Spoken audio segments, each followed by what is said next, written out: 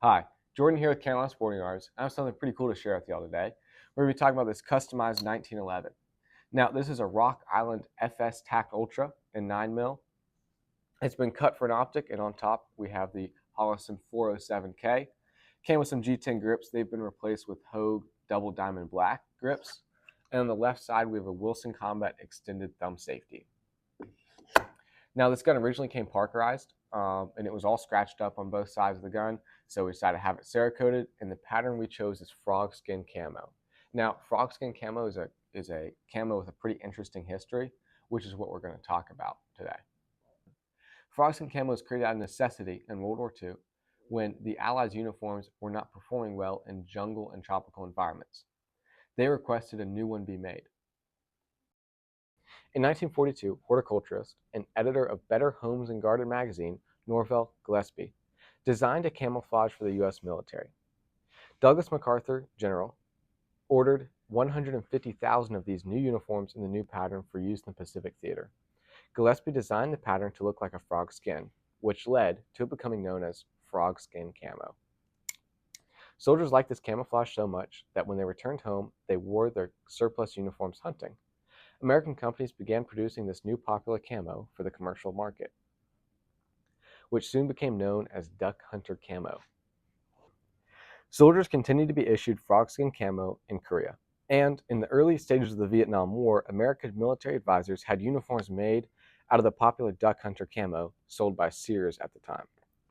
Frogskin camo is a camo without borders and has been used by many countries since its inception. South Vietnamese had their own version called Bao Gam, or leopard. In World War II, German soldiers would make helmet covers out of the captured GI parachutes with the same frogskin camo pattern. The pattern was eventually used by the Australians, Indonesians, the Dutch, and even the French. Now, frogskin or duck hunter camo is only seen on retro hunting apparel, but many years ago it was one of the most popular camo patterns in the world for military and civilians. Frogskin camo has its place in history as the first official uniform camo adopted by the U.S. military, and in my mind, it's the perfect fit for a 1911, a gun with many firsts as well as a place in history. Now that I've talked about the pattern, let me tell you about the people that created this one-of-a-kind gun.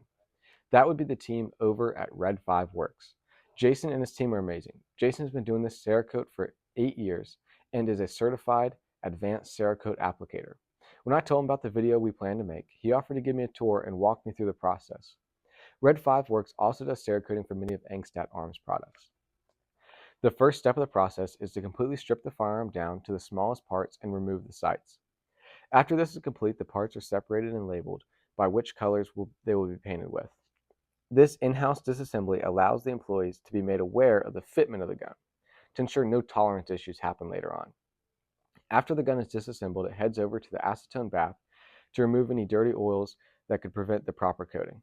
Then the gun is sent into the oven to make sure it's completely dry. The parts are then blasted with 100 grit aluminum oxide to remove all the previous finish on the gun. This creates a clean template for the paint to stick to. Then the gun is painted. While I did not get a video of him painting my gun, I was able to record him painting a shotgun with an interesting distress finish. After it is painted, the gun goes into the oven to cure. Taking a closer look at the gun, you can see the detailed work done by them. They refinished the barrel and even took the time to coat the entire magazine. All of the small parts have been coated in a satin black, including the entire full-length guide rod. Jason emailed me a picture of the gun shortly after he was finished painting. When I saw the photo, I was amazed. No exaggeration, I think my jaw was open for at least the next hour. When I saw the gun in person, I had the same reaction for a second time. Sure, I'd seen samples of his work prior to this, but there's something about the way he could translate what I had pictured in my head onto the gun. It is nothing short of magic. This gun is art. Jason and his team proved there are still people in the gun industry focused on making functional beauty. If you're interested in having your gun Cerakoted or laser engraved, I cannot recommend enough reaching out to Jason at Red5Worx. I've linked his website in the description below, and he has a storefront located in Concord, North Carolina. Great guy, great service, great work. If you've enjoyed this video, please go ahead and hit that subscribe button. The #1 way to support our channel is visit our store, Carolina Sporting Arms in South Charlotte, or visit our website, csaguns.com. And as always, thank you for watching.